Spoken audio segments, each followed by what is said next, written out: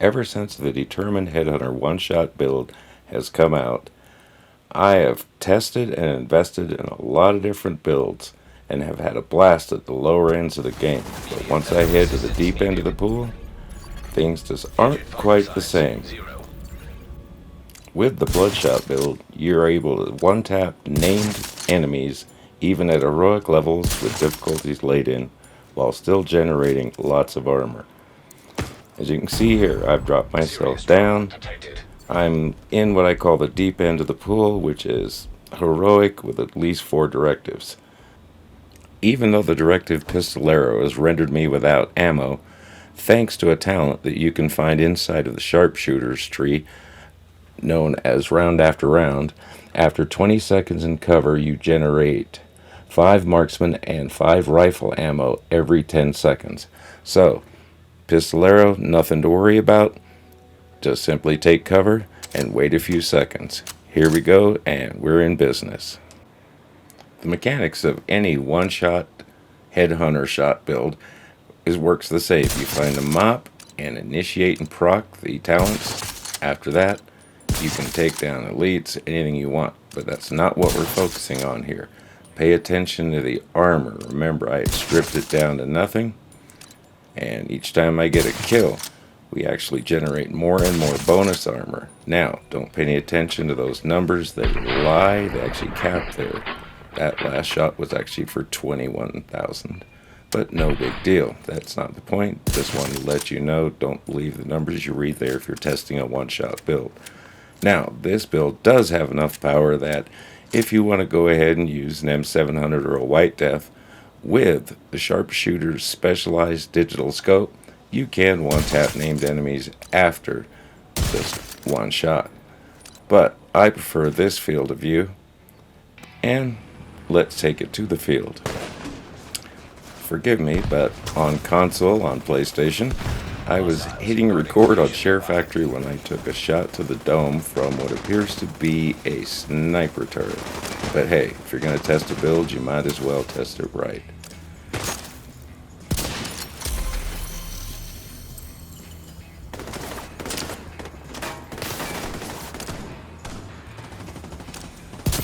I picked the hyenas in particular because their huffers, or rushers as you like to call them, have a helmet that takes a minimum of 9 million to the head to take off that helmet.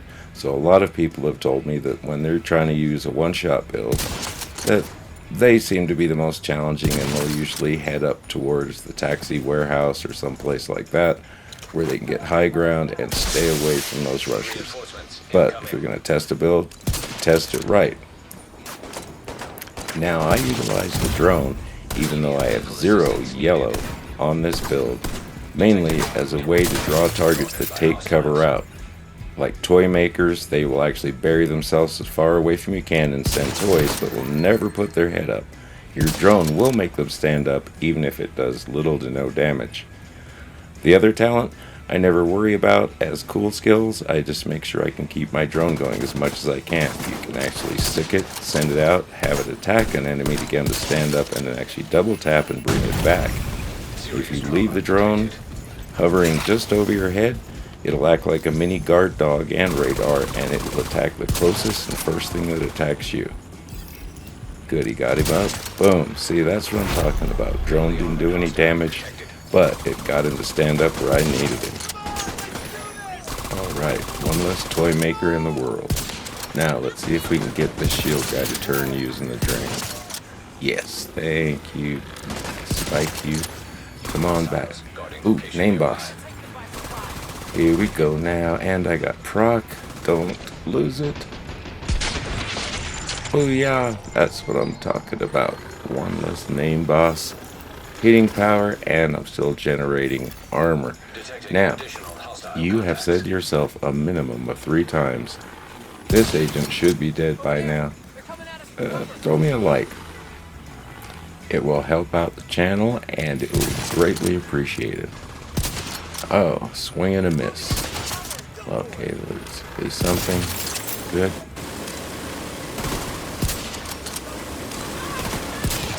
Now you can see with my sniper skills why you don't find me on the PvP charts anywhere. But build-wise, I enjoy them. Swing and a miss. Uh-oh. We have huffers on the way with the helmets. That's why I'm not getting any of these headshots to proc. Okay, I do. See, that is what I'm talking about. 10 mil is what it took to take his helmet off, and it's still coming. Alright, and here's with the blessing of the talents of this build come in is, yeah, I don't have any proc, I will still get armor if I put him down. So, whether you get a kill with a headshot, or you manage to just punch as hard as you can to put an enemy down with regular shots without anything proc, you will get that armor. That's where the survivability starts coming in on this build. There's some free armor. Wasn't a headshot, but we'll take it. And please remember that one of the directives I have on is no armor regen. So we'll take it any way we can get it. Now, got one there, one there. I know the name boss is going to be coming any second here. So we'll have the drone, keep the shield yellow busy, see if I can't take... Oh, I do not like the tunnel vision. And I can't stand the rain. It blocks my vision. Okay, there's some armor from the kill. That shield is strong, but even... We are going to get rid of that, buddy. Nope, they released the name boss. We're going to go ahead and use an armor kit. Tried not to, but what can you say? I am not about to get bum rushed and have zero armor. Yeah, I knew it. It's my buddies, the Huffers again. Do I have time? Do I have time? Oh. Rocket. Ooh. Oh, these guys. Now let's see if we can get Spike to at least keep one of these guys busy while I try and peel a helmet off of him. Come on. Thank you, Spike. Ooh. Alright, this one. Helmet. Miss. There we go. Now, let's see if we can find these last ones while we still got the proc going. And get this demonstration over. Oh, you take watching. Thank you. Alright, GJ's. Alright, now let's get down to the nitty-gritty of this one-shot build.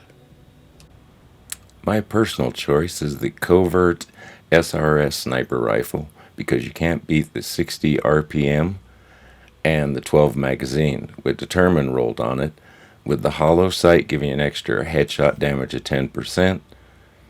I love it.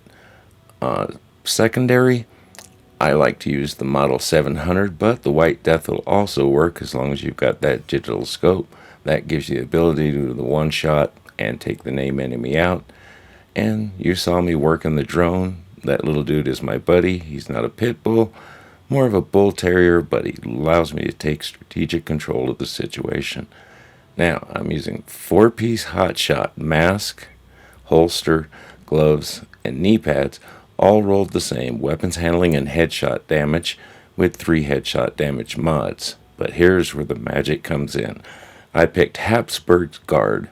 I get the headshot damage and 20% marksman's rifle damage on top. Habsburg's Guard usually comes with a blue core attribute on top, so I actually had to craft mine due to impatience. The chest piece actually got lucky early on, but the backpack, let's just say that took about 37 rolls to get. With Headhunter, of course, as the talent on the chest piece. But the real magic of this build comes in the fact that I had to use high-end pieces, not exotic, so that on the backpack I could have Bloodsucker. This is the same talent I use on my heroic skill build, and it's a monster. Killing an enemy adds and refreshes a stack of plus 10% bonus armor for 10 seconds. Max stack is 10. This is where the magic of this build starts to come in. When you combine Bloodsucker with Headache on the Hotshot build, you suddenly realize it becomes multiplicative. Second consecutive headshot with an MR will give plus 10% armor. If at full armor, it will give bonus armor max plus 50% of current armor value. Now, that's current armor value. They start actually stacking on each other, Bloodsucker and Headache's talent. And therein lies the magic of my Bloodshot build. So, give it a try. Let me know what you think. And until the next time, agents, take care. This is H with H Solo Gaming. Peace.